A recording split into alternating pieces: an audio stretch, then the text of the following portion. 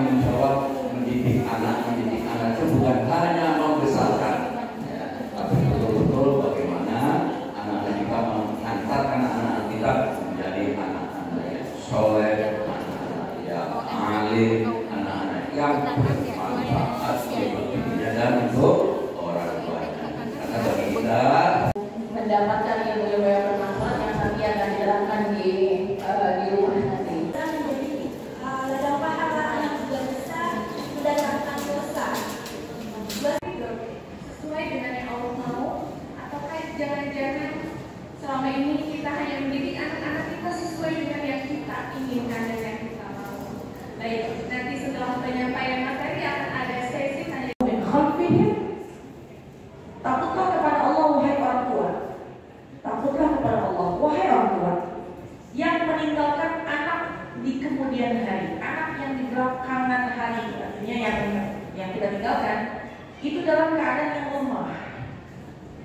Mufassir menjelaskan lemah di sini lemah urusan dunia, lemah juga urusan akhirat.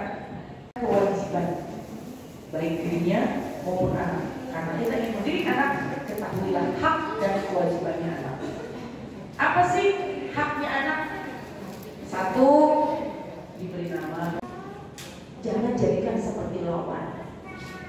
Ini khususnya kalau kita kaum ibu-ibu, jangan jadikan anak lawan. Karena kalau kita jadikan anak lawan, kita sulit, ucapan kita sulit masuk ke dalam lisan, ucapan kita sulit masuk ke dalam hatinya. Adalah siapa orang yang paling utama dalam menginginkan kebaikan buat anaknya? Adalah orang tua. Kita semua pasti di sini sepakat, gak ada orang tua yang ingin keburukan untuk anaknya. Semua kita ingin yang terbaik buat anak. Maka ucapan-ucapan nasihat kita pasti semuanya adalah yang positif buat mereka. Kalau kita sudah jadikan anak lawan, maka tanpa disadari ada dinding pemisah antara orang tua dan anak. Bagaimana bisa ada diri menjaga keluarga, melihat di neraka. Oleh karena itu, teks ini mengatakan bahwa kalau kita ingin mengajak kepada kebaikan, mencegah kepada kemungkaran, mulailah dari kita diri sendiri. Mulai dari kita sebagai seorang hidup yang mulai duluan melakukan kebaikan. Sebab apa? Bisa dicontoh sama anak. Ya. Dalam pemaparan, maka saya doa, saya minta setiap waktu, setiap saat. Doanya pakai bahasa Indonesia silakan, atau mau pakai bahasa Al-Quran. Rabbana hablana min azwajina wa dhurriyyatina qurrata a'yun waj'alna lil muttaqina imama. Baca itu. Ya, nggak tahu ke depannya mau jadi apa, nggak tahu. Cuma pengen yang terbaik buat anak. Cuma kebanyakan jadi orang saya jadi pilot. Ya, apalagi anak SD terkadang ini yang terbaik. Anak-anak kita, anak yang soleh dan solehah bisa menjadi penyejuk mata kita dan kelak dia tumbuh menjadi anak yang sukses, yang hebat sesuai yang Allah mau. Amin ya rabbal alamin. Baik, mulailah dari diri kita sendiri.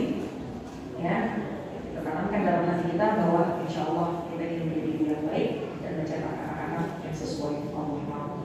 Amin. Akan berikan kemuliaan di dunia akhirat. Bukankah kita mengerjakan tahajud jadi untuk reward? Ya, ikhlas sedih maka juga akan mentransfer kebaikan. Ya, jadi rewardnya bukan hanya materi, tapi misalnya perlukan. Terima kasih ya, kamu pintar banget, nah meskipun mungkin masih belum maksimal. Ya, ketika anak yang sudah usia baligh, maka tentu harus ada perhatian lebih. Apabila dia tidak menjalankan sholat, maka harus ada punishment.